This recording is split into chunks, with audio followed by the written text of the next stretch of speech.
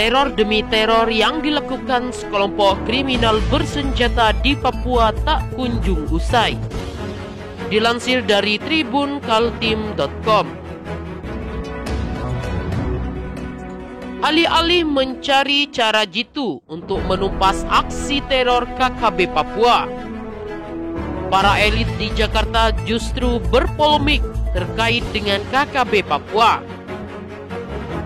Kali ini, Kepala Staf Angkatan Darat Jenderal Dudung Abdurrahman angkat bicara mengenai sejumlah sindiran yang ditujukan kepadanya terkait dengan KKB Papua. Secara tegas, Kasat Jenderal Dudung Abdurrahman menanggapi komentar yang dilontarkan polisi Partai Gerindra Fadlizon melalui tweetan di Twitternya.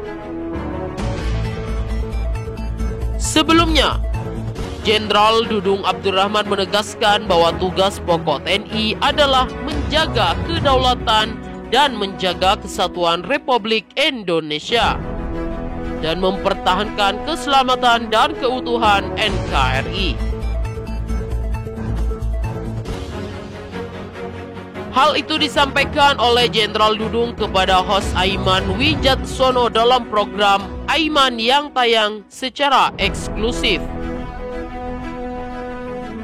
Yang kita pegang teguh adalah persatuan dan kesatuan bangsa, kata Dudung. Seperti dilansir dari tribunpapua.com berjudul Jenderal Dudung jawab sindiran Fadlizon soal KKB. Konsepnya di Papua itu KKB saudara kita. Ia menambahkan apabila ada sekelompok yang memecahkan belah hal tersebut maka TNI harus tergerak. Pasalnya, kata Dudung, hal tersebut adalah tupoksi, tugas pokok dan fungsi Angkatan Darat. Oh, kalau ancaman dari dalam yang mengganggu persatuan dan kesatuan, TNI pun harus bertindak. Kalau berkaitan masalah keamanan di dalam, ya itulah kepolisian, ujar Dudung.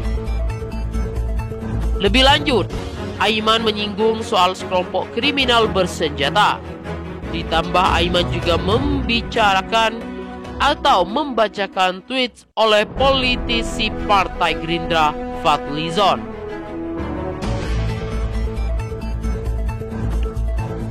Yang berontak bersenjata dibilang saudara, yang mau reuni dan berdoa dimusuhi.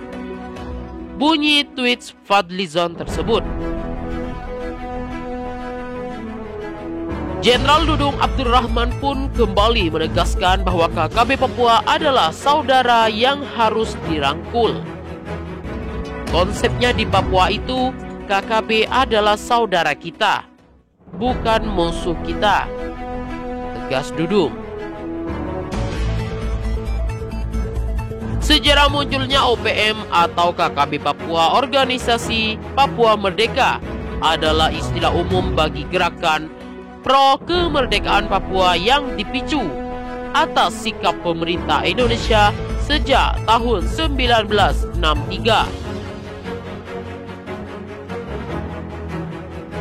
Menurut peneliti kajian Papua di Lembaga Ilmu Pengetahuan Indonesia, gerakan pro kemerdekaan Papua merupakan imbas dari perlakuan tindak adil yang diterima masyarakat Papua dari pemerintah Indonesia yang dianggap represif.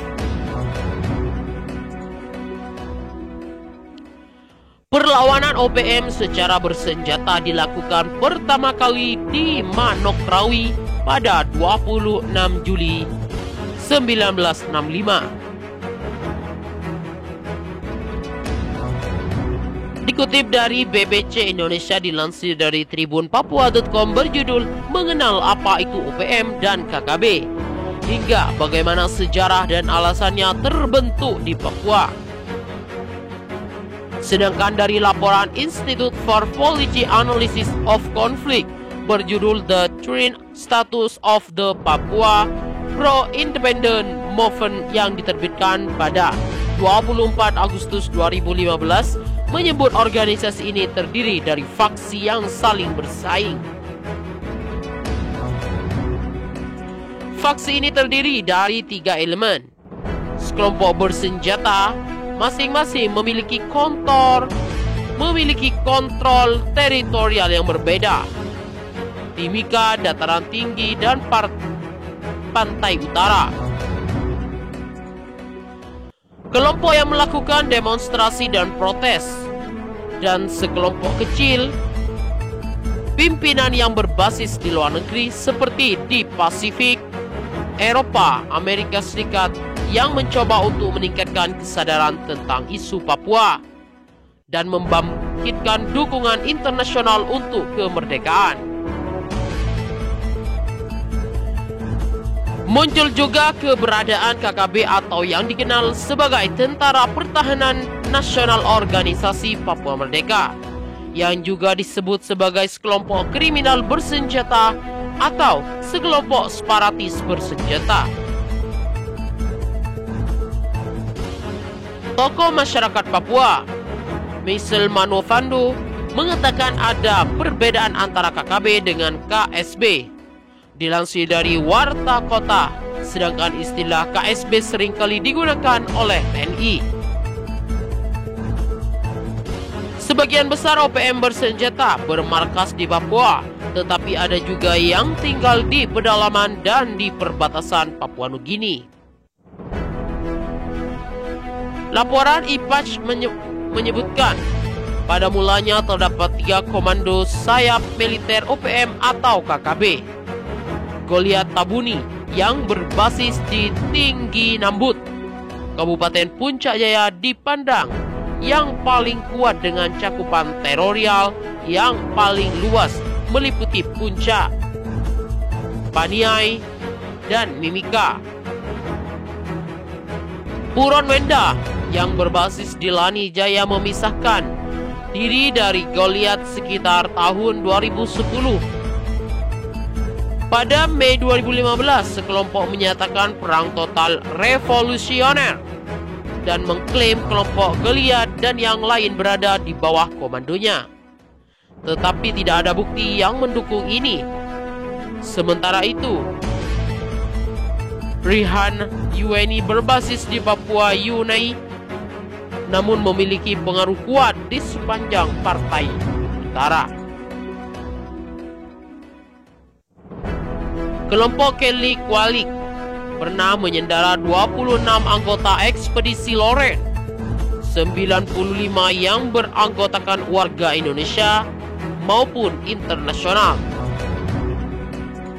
Kelly Kualik lalu tewas dalam penyergapan polisi pada 2009. Hingga saat ini, sering muncul nama sekelompok KKB yang dipimpin oleh Egyanus Kogoya yang sebelumnya berafiliasi dengan OPM, pimpinan Goliat Tabuni di Kabupaten Puncak Jaya. Kelompok Egyanus Kogoya saat ini merupakan sekelompok yang paling agresif, menebar teror kepada aparat dan masyarakat di Nuga. Salah satu aksi kriminal Egyanus adalah saat membantai puluhan karyawan PT Istaka Karya di Duga. Pada tanggal 1-2 Desember 2018 dikutip dari Kompas.com. Saat itu puluhan karyawan PT Istaka Karya yang berkarya untuk membangun jembatan jalan Trans Papua di Kali Yigi, Kali Aurak, distrik Yigi disandera oleh sekelompok ini.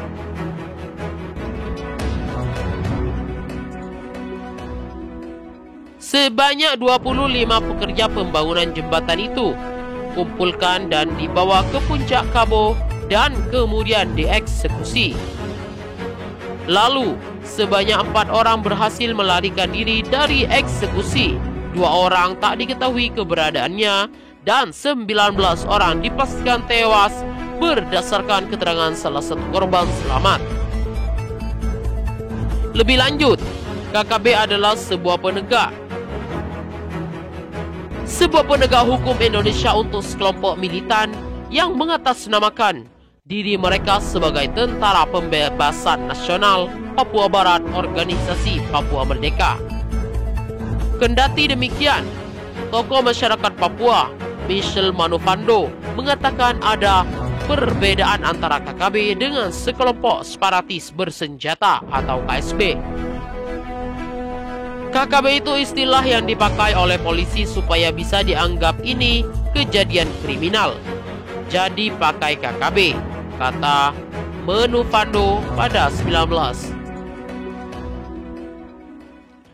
Kalau disebut separatis itu berarti harus dihadapi secara militer. Hal yang sama juga pernah diungkapkan oleh Kepala Staf Kepresiden Muldoko pada tahun 19.